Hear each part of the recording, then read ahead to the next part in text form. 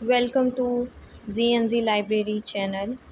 ZNZ library channel आप लोग के लिए लाया है न्यू नावल जिसे इंशाल्लाह आप भरपूर इंजॉय करेंगे।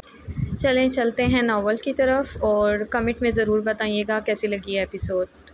नावल मंजिले शब हिजरा जिसे कलम किया है लूबा अनीस ने। किस्त नंबर 1। आपा कहीं की तुमने मुझको सबके सामने चाचू कहा है। वो शरारती सा हसीन भूरी आंखों वाला लड़का हाथ में पास्ता की प्लेट लिए भाग रहा था। आपा मत कहना, आखिरी बार वार्निंग दे रही हूँ मैं तुम्हें अजमीर, वरना मुंह तोड़ दूंगी तुम्हारा। तुम मेरे चाचू लगते हो तो मैं तुम्हें चाचू ही कहूँगी ना। अजीब। मनाहिम अपनी फूली सांसों को बहाल करती फिर से उसके पीछे भागने लगी। उसका दिल तो कर रहा था कि मार मार कर अजमीर का भरकस बना दे। गुस्से की वजह से उसके गुलाबी फूले फूले गाल मज़ीद फूल गए थे। कहूँगा आपा आपा आपा। अजमीर सोफ़ा फलांगता आपा आपा का विर्त करता मनाहिम को मज़ीद चिढ़ाने लगा। मनाहिम की वजह से अजमीर को चाचू लफ्ज़ से चिढ़ हो गई थी। अब तो ये हाल था कि अगर उसके सामने कोई बच्चा भी चाचू कह देता था तो अजमीर उसे खा जाने वाली नज़रों से देखता था कि डर कर भाग जाता था। आज फिर मनाहिम ने उसके दोस्तों के सामने उसे चाचू कहकर मुखातिब किया था। इसके बाद अजमीर के दोस्तों ने जो उसका मजाक बनाया वो अलग ही कहानी है। तुम रुको तो ज़रा, एक तो तुम्हें इतनी इज्जत देती हूँ जो तुम्हें बिल्कुल रास नहीं आती। मनाहिम नहायत मासूमियत से कहती अजमीर को आग लगा गई। मनाहिम और उसकी मासूमियत से वो अच्छे से वाकिफ़ था। अच्छा, मुझे तो पता ही नहीं था। एक आप जनाब, मेरी मासूम आपा ही तो हैं जो मुझे इज्जत देती हैं। वो इज्जत भी आपको मेरे दोस्तों के सामने ही देनी याद आती है।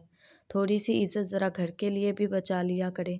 यहाँ तो आप मुझे तुम, ये तुम, वो, ज़राफ़ा, बंदर, उफ़, इतने इज्जत वाले नाम मेरी बर्दाश्त से बाहर हैं। तो प्लीज़ मुझ पर एक एहसान कर दो, मेरे दोस्तों के सामने मेरी डैशिंग पर्सनैलिटी की वाट मत लगाया करो। अजमीर शहद में डुबो डुबो कर मनाहिम को तंज मारता आखिरकार मिन्नत भरा अंदाज अपना गया। वो अच्छे से जानता था कि मनाहिम का सुधरना नामुमकिन सी बात है, मगर मुसलमान होने के नाते उससे मौज़ों पर यकीन था। क्या पता कोई मौज़ा हो जाए और मनाहिम को उस पर तरस आ जाए। इसलिए ना चाहते हुए भी वो अपने लहजे में आजिज़ी शामिल कर गया। दो दोस्तों या तुम्हारी वो बहनें जिनके सामने तुम्हें चाचू कहने से तुम्हारी डैशिंग पर्सनैलिटी, अस्तग़फ़ार खुदा झूठ ना बुलवाए, यानी तुम्हारी बंदर जैसी हसीन जैसी खूबसूरत शक्ल की शो ख़राब हो जाती है। मनाहिम मज़े से अपनी आंखें उचकाती दोनों हाथ कानों पर रख कर बाकायदा इस्तग़फ़ार करने लगी। उसे अजमीर को चिढ़ाने में जो मज़ा आता था वो नाकाबिले बयान था। अस्तग़फ़िरुल्लाह, चूहियाँ कहीं की, अब तुम मुझसे ये पास्ता लेकर तो दिखाओ। अजमीर तो गोया तरफ ही उठा। इतनी प्यारी प्यारी लड़कियों को मनाहिम ने उसकी बहन ही बना दिया था। देखो अजमीर, प्लीज़ दे दो, वरना इतनी ज़ोर की भूख लग रही है। तुम्हें भी तो मेरी दोस्तों के सामने ही आपा आपा का लारा याद आता है, हिसाब बराबर। तुम मेरी दोस्तों के सामने आपा बोलते हो और मैं तुम्हें तुम्हारे दोस्तों के सामने चाचू। अजमीर के चूहिया कहने पर मनाहिम को अपना दुख भी याद आया था। मनाहिम को लफ्ज़ आपा ज़रा पसंद नहीं था। वो कहती थी कि मुझे अपिया कह लो, आपी कह लो, बहना कह लो, मगर आपा नहीं। ये आपा लफ्ज़ बहुत ही अजीब सा लगता है। ऐसे लगता है जैसे किसी बुज़ुर्ग को पुकार रहे हो। मगर अजमीर और मान जाए, वही दोनों ही एक दूसरे को चुराने में माहिर थे। अजमीर नफ़ी में सर हिलाता अपने हाथ और ऊंचा कर गया। अजमीर, दे दो मुझे पास्ता। देखो मेरे प्यारे से भाई नहीं हो, प्लीज़, मुझे इतनी भूख लग रही है। इतनी मेहनत से मैंने गर्मी में पसीना पसीना होकर ये पास्ता बनाया है। अभी तक तो मैंने इसमें से खाया भी नहीं है। मनाहिम लगातार अपनी एड़ियाँ ऊंची करके प्लेट लेने की कोशिश में मसरूफ़ थी, लेकिन अजमीर मुसलसल उसकी कोशिश को नाकाम बना रहा था। अस्तग़फ़ार लड़की, कितना झूठ बोलती हो तुम, शर्म नहीं आती? आधी प्लेट तो खा चुकी हो तुम, और क्या کہا کہ تم نے بنائی۔ اس کی صورت دیکھ کر کوئی بھی یہ آرام سے بتا سکتا تھا کہ یہ تمہارے ہاتھ کا شہکار بالکل بھی نہیں ہے۔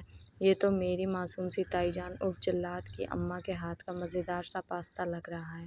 ازمیر منا ہم کے صاف جھوٹ بولنے پر اسے لتاڑنے لگا۔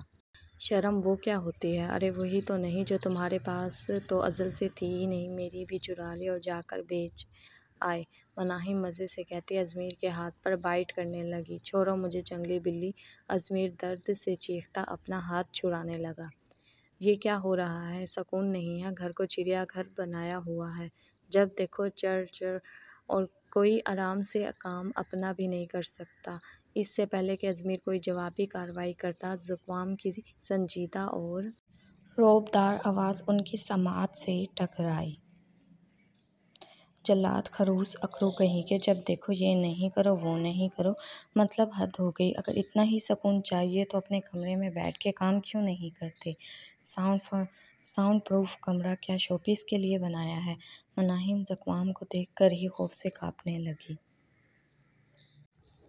مگر اپنی زبان کو کنٹرول میں رکھنا بھی اسے کہاں آتا تھا، مگر اس میں اتنی ہمت بھی نہیں تھی کہ زکوام کے سامنے بلند آواز میں اپنی زبان کے جوہر دکھا سکے، اس لیے ہلکی ہلکی بڑبڑاہٹ سے جلے دل کے پھپھولے پھوڑ رہی تھی۔ سوری بھائی۔ ازمیر منا ہم کے بازو کو اپنے حصار میں لیتا اسے آنکھیں دکھانے لگا تاکہ وہ اپنی زبان کو قابو میں رکھے۔ اس کی بڑبڑاہٹ جو اوپر ریلنگ پر کھڑے زکوام کے کان تک تو نہ پہنچ سکی، البتہ ساتھ کھڑے ازمیر کے کان منا ہم کی گہر افشانیوں سے خوب مستفید ہو رہے تھے۔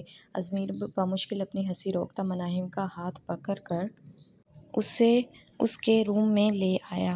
وٹ دا ان کے جاتے ہی زکوام غصے سے کہتا اپنے روم کی طرف بھاگ گیا، مگر اپنا غصہ دروازے پر نکالنا بالکل نہیں بھولا۔ منا ہم سے تو زکوام کو ایک خاص قسم کی چڑ تھی ہی، مگر ان دونوں کی بانڈنگ بھی اسے ذرا پسند نہیں تھی۔ زکوام کا بس نہیں چلتا تھا کہ ازمیر کا ہاتھ پکڑ کر اسے منا ہم سے دور لے جائے۔ پاگل ہو گئی ہو کیا؟ یہ عقل گھاس چرنے گئی ہے؟ اگر بھائی سن لیتے تو؟ اگر کسی دن تمہاری یہ کینچی کی طرح چلتی زبان سے زکوام بھائی کے لیے نکلتے عزت بھرے الفاظ زکوام بھائی کے کان تک پہنچ گئے نا، پھر تو تم گئی پکا۔ ازمیر منا ہم کو اس کے کمرے میں لا کر بیڈ پر بٹھاتا اسے ڈانٹنے لگا۔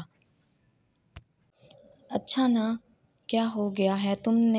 تم انہیں بھی دیکھو، وہ کچھ بھی کہیں ہم بس دیکھتے رہیں کیا؟ اب سانس بھی ان کی مرضی سے لیں، حد ہو گئی ہے۔ میرا بس چلے نا، ایسا سناؤں کہ ان کی ساری ہوا نکل جائے۔ منا ہم دانت بھینچنے لگی گویا دانت کے نیچے زکوام ہو۔ زکوام بھائی کے منہ پر تو بول نہیں سکتی ہو، زکوام بھائی کے سامنے تیز آواز میں بول کر دکھاؤ تو مانوں، ہلکی ہلکی بڑبڑاہٹ سے کیا ہوگا؟ ازمیر طنز کرتا اسے زج کرنے لگا۔ اسے اچھے سے معلوم تھا کہ منا ہم یہ جو اتنی بڑی بڑی باتیں کر رہی ہے وہ زکوام کے سامنے آتے ہی اسے بھیگی بلی بن جانا ہے۔ مطلب تم چاہتے ہو کہ میں یعنی منا ہم ولی خان جلاد یعنی زکوام وجیح خان کے سامنے جاؤں اور ان سے لڑوں؟ منا ہم سوالیہ انداز اپناتی ازمیر سے مخاطب ہوئی۔ بالکل۔ ازمیر شرارتی انداز اپناتا سائڈ ٹیبل پر رکھے جگ سے پانی گلاس میں ڈالنے لگا، تاکہ تم بریانی کھا سکو۔ منا ہم سنجیدگی سے بولی، دماغ جگہ پر ہے نا تمہارا؟ مطلب تمہاری اور زکوام بھائی کی لڑائی کے درمیان بریانی کہاں سے آ گئی؟ ازمیر پانی کا گلاس واپس ٹیبل پر رکھ کر منا ہم کے پاس بیٹھتا حیرانگی سے پوچھنے لگا۔ ظاہر سی بات ہے، جب میں مسٹر جلاد کے سامنے جا کر انہیں للکاروں گی تو اس کے بعد تمہیں کیا لگتا ہے کہ میں زندہ واپس آؤں گی؟ منا ہم شرارتی لہجے میں کہتی ازمیر کو دیکھنے لگی۔ تم زکوام بھائی سے ڈرنا چھوڑ دو منا ہم۔ ازمیر سنجیدگی سے بولا، تھوڑی دیر پہلے والی شوخی اس کے لہجے سے منفوط تھی۔ منا ہم ازمیر کی اس بات پر بے بسی سے اسے دیکھ کر پاستہ کھانے میں مصروف ہو گئی۔ اب ایسے موضوع پر بحث کرنے کا کیا فائدہ جو اس کے بس میں ہی نہیں ہے؟ ایسی ہی تھی ان کی دوستی، ایک پل لڑائی تو دوسرے ہی پل ایک دوسرے کے لیے جان نچھاور کرتے نظر آتے، ایک دوسرے سے کتنا ہی لڑے جھگڑے مگر کسی اور کو اف تک نہ کرنے دیتے تھے۔ کدھر چلی محترمہ، کچھ کام کاج بھی کر لیا کرو۔ منا ہم اپنی دھن میں کچن کے سامنے سے گزر رہی تھی جب اس کی سماعت سے ملیحہ بیگم کی آواز ٹکرائی۔ میں؟ منا ہم آئی برو اچکاتی سوالیہ انداز اپنا گئی۔ ظاہر سی بات ہے تم ہی، تمہارے علاوہ کوئی اور دکھ رہا ہے یہاں؟ ملیحہ بیگم طنز کرتی برتن دھونے لگی۔ آپ کو یہ غلط فہمی کیوں ہوئی ہے کہ میں کوئی کام کروں گی؟ خاص طور پر آپ کے کہنے پر۔ منا ہم اعتماد کے ساتھ اپنے دونوں ہاتھ باندھتی آنکھوں میں آنکھیں ڈال کر ملیحہ بیگم سے مخاطب ہوئی۔ نہ جانے کون سے سر خواب کے پر تم پر لگے ہیں جو تمہیں سب نے سر پر چڑھا رکھا ہے۔ مناہم کے جواب پر ملیحہ بیگم دانت پیستی اسے گھورنے لگی۔ مناہم ان کی بات کو سنی انسنی کرتی آگے بڑھ گئی۔ اس کی مثال ایسی تھی جیسے پتھر سے سر مارنا۔ مناہم جانتی تھی کہ یہ سدھرنے والی تو ہے نہیں، ان کے ساتھ بحث کر کے اس کے خود کے سر میں ہی درد ہوگا، اس لیے وہ زیادہ تر ان کی بات کا جواب خاموشی سے دیتی تھی، مگر کبھی کبھی لفظی جواب کا ڈوز بھی دے دیتی تھی۔ اس کے گھر میں دو ہی تو لوگ تھے جو اسے ناپسند کرتے تھے، ایک اس کی پیاری موم یعنی ملیحہ بیگم جو اسے بات بات پر طنز کرنا اپنا فرض عین سمجھتی تھی، کیونکہ باقی چیزوں پر تو ان کا بس چلتا نہیں تھا، تو اسی طرح طنز کر کر کے اپنے دل کو پرسکون کر لیتی تھیں، اور دوسری شخصیت زکوام، مناہم کے بقول ویلن، جلاد، خروس۔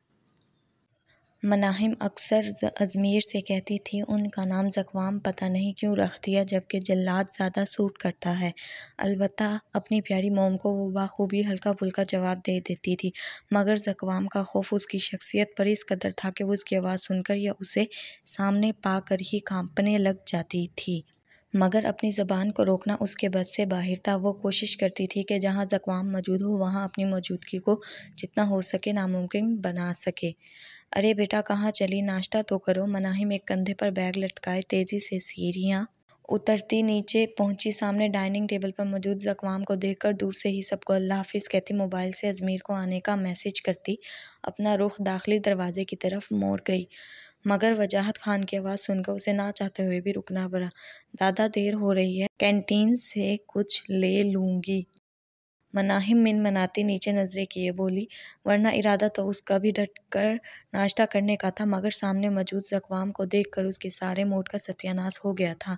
ابھی تو 7:30 ہی بجے ہیں، تمہاری کلاس تو 9 بجے سٹارٹ ہوتی ہے، یونیورسٹی بھی صرف 20 منٹ کے فاصلے پر موجود ہے، آؤ چلو بیٹھو، شاباش ناشتہ کرو، پہلے ہی اتنی کمزور ہو۔ مناہم ولی خان کی آواز سن کر پریشان سی ہو گئی، کس طرح ناشتہ کرے، سامنے ہی تو وہ جلاد بیٹھا تھا۔ مناہم پریشانی کے باعث اپنے لب کچلنے لگی، آخر کار اپنے اندر ہمت جمع کرتی ٹیبل کی طرف بڑھی اور ازمیر کے ساتھ رکھی خالی چیئر پر برجمان ہو گئی، جو ناشتے کے ساتھ اس طرح انصاف کرنے میں مصروف تھا جیسے یہ اس کا آخری ناشتہ ہو۔ تم کو بعد میں بتاؤں گی، ایسے نہیں کوئی بہانہ بنا دیتے بندر، تمہاری وجہ سے مجھے جلاد کے سامنے بیٹھنا پڑے گا، یا اللہ مجھے اپنے حفظ و امان میں رکھنا، آمین۔ مناہم دل ہی دل میں ازمیر سے بعد میں حساب کتاب کرنے کا ارادہ کرتی دعا مانگتی اپنے گلاس میں جوس ڈالنے لگی۔ السلام علیکم، یس مس مریم۔ اس سے پہلے مناہم ناشتہ سٹارٹ کرتی زکوام کی گمبھیر آواز اسے کانپنے پر مجبور کر گئی۔ جی جی بس آ رہا ہوں، آپ سب کچھ ریڈی رکھیں، میرے پہنچتے ہی میٹنگ سٹارٹ ہوگی۔ نہ جانے دوسری جانب کیا کہا گیا، زکوام اس کا جواب دیتا جوس کا گلاس جلدی جلدی خالی کرتا جانے کے لیے اٹھ کھڑا ہوا۔ ناشتہ تو ٹھیک سے کر لو، کبھی کبھار ہی تو تم ناشتہ کی ٹیبل پر سب کے ساتھ نظر آتے ہو، اس میں بھی درمیان میں ہی اٹھ جاتے ہو۔ زکوام کو جانے کے لیے تیار دیکھ کر مناہم کا دل کیا کہ زور زور سے بھنگڑا ڈالے، لیکن اپنے وجی خان کی بات سن کر دل مسور کر رہ گئی۔ نہیں بابا، بس کر لیا ناشتہ، مجھے پہلے ہی دیر ہو رہی ہے، امپورٹنٹ میٹنگ ہے، ویسے بھی مجھے لگتا ہے کہ میری موجودگی کسی کو کھٹک رہی ہے۔ زکوام باری باری سب بڑوں سے سر پر ہاتھ پھیرواتا ان کی دعائیں لیتا، ایک تیز نظر ساتھ بیٹھے ازمیر اور مناہم پر ڈالتا خارجی دروازے کی طرف بڑھ گیا۔ اسے معلوم تھا کہ جو اتنی دیر سے معصوم بنی بیٹھی تھی، اس کے جاتے ہی معصومیت کا خول چھٹک کر اپنا اصلی انداز اپنا لے گی۔ کیسی باتیں کرتے ہو، بھلا تمہاری موجودگی کسی کو کیوں کھٹکنے لگی؟ وجاہت خان زکوام کی بات پر ناسمجھی سے کہتے اپنا ناشتہ کرنے لگے۔ ارے میرے پیارے دادا جان، آپ کیوں پریشان ہوتے ہو، سارا دن کام کر کر کے مسٹر جلاد کے دماغ کے پرزے ہل گئے ہیں، بنا سر پیر کی بات تو کریں گے ہی۔ وہ اچھے سے سمجھ گئی تھی زکوام کی بات کا مطلب۔ زکوام کے جاتے ہی دادا کا دھیان زکوام کی بات سے ہٹاتے کھلکھلاتے ہوئے مزے سے ناشتے پر ٹوٹ پڑی۔ بری بات، بڑوں کو ایسے نہیں کہتے۔ ولی خان مسکراتے ہوئے اسے ٹوک گئے، البتہ باقی سب کی ہنسی بھی مناہم کے ساتھ شامل تھی۔ ملیحہ بیگم ایک ناگوار نظر سب پر ڈال کر کھانے لگی۔ بیوقوف لڑکی، میرے سامنے تو میڈم کو سانپ سونگھ جاتا ہے۔